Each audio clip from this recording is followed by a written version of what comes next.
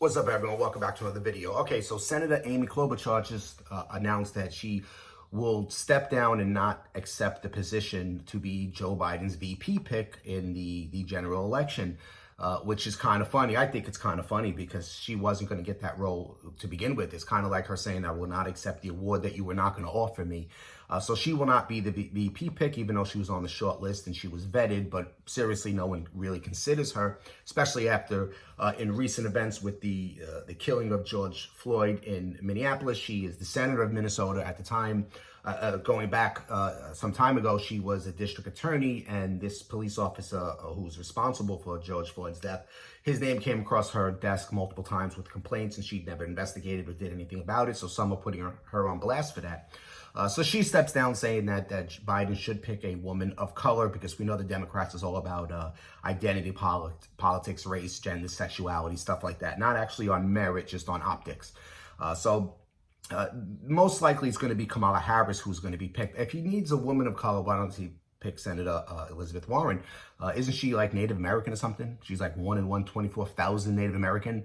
She had like scholarships or something like that, work-related opportunities based on her checking the box where it says Native American on the application.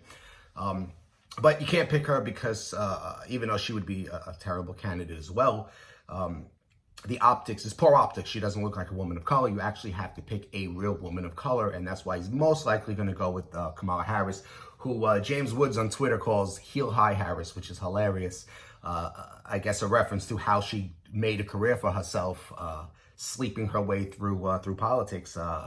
Wasn't she in a relationship with the mayor of San Francisco, what was his name, Willie Brown or something like that, who was known for having women all over the place, and Kamala Harris was probably just one of his side chicks. So yeah, most likely Harris is going to be picked. Now, I called this out that she wasn't going to be a very good candidate for the presidency, that she was going to drop out mid-range, and that's exactly what happened. You know, this is a worse candidate than Joe Biden, which is funny. You have a terrible candidate for presidency in Joe Biden. This is a man who has, I mean, clearly we can see his cognitive function is in decline. It's probably like beginning stages of dementia. We see that he's just not going to be, he's not a very good candidate. He's not going to be a very good president, and he's reaching into the crates and picking out worse candidates than almost, I mean, obviously worse candidates than himself. That they weren't picked and he was. To be his VP pick. This is all going to feed into Trump's reelection in November.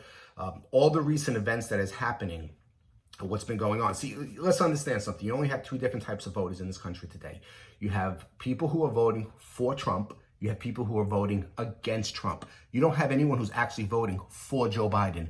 They're excited and amped up because they want to see Trump removed from office. So the people who are anti-Trump will vote for Biden just to get rid of Trump, not because they feel Biden is an actual good candidate.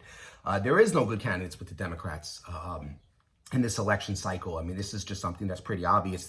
I mean, I've even spoken to multiple Democrats and see what they say online and stuff, and even they're having a hard time defending Joe. They're just saying, vote blue no matter who, anyone but Trump. That's pretty much their slogans, letting you know that they're not voting for Biden. They're just voting against Trump.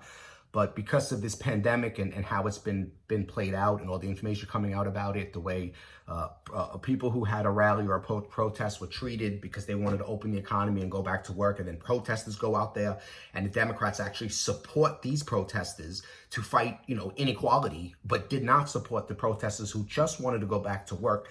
People are seeing that played out. People are getting tired of the looting, the rioting, the vandalism, tearing up property, tearing down statues, trying to just erase all of America. This is basically what's happening every single day in the street. The war against the police, defund the police, dismantling the police, disarming the police, replace the police, all these things being thrown out constantly here in New York City. You had about 1,000 NYPD officers walked off the job. The anti-crime unit was dismantled. They're talking about defunding the police. In the last 36 hours, we had about close to 30 shootings. A few people died already across the city. Similar reports all across the country. In Georgia right now, in Atlanta, multiple police officers either quit or called out sick.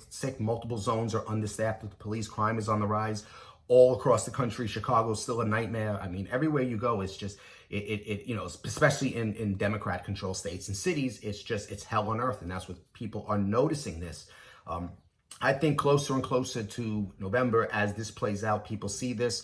Their hate for Trump is going to be a little less getting closer and closer to November, and they're not going to want to take the time to go to the polls just to vote against Trump. They're just going to give up and not care anymore. But the people who are supporting Trump are going to be there to vote for him. They're going to be there to show support. You could just look at Trump's rallies. He's having one tonight. There was about 500,000, in fact more. I seen one account said that it was about 1 million people applied or tried to get a ticket. Only 19,000 tickets were given out because that's all the arena can hold. It was a sold-out crowd. They said that roughly about 40,000 people will be in the parking lot watching it on a screen, and hundreds of thousands of people will be watching it at home. When you look at Joe Biden's recent rally, there was like 12 people there, and like he brought 6 of them there. They worked for him, right? The other 6 worked at the place he was holding the rally at. It's like no one is coming out for Joe Biden. They don't care. They don't believe in him. They're just anti-Trump. They're not pro-Biden. And this is what's going on in our society today. So I think it's very exciting. What else can I say? I mean, Trump's going to win in November. Democrats don't really have much of a chance. They don't have a real message. They don't have a real solution.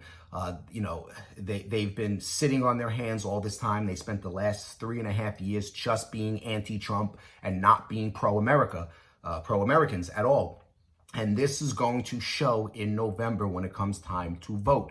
Is the Trump supporters stronger than the anti-Trumpers? This is how it's going to play out in November. This is just my prediction. It's just my opinion. You can do whatever you want with it. What do you have to say? Please like, comment, share, subscribe, hit the bell, and I'll see you guys in the next video.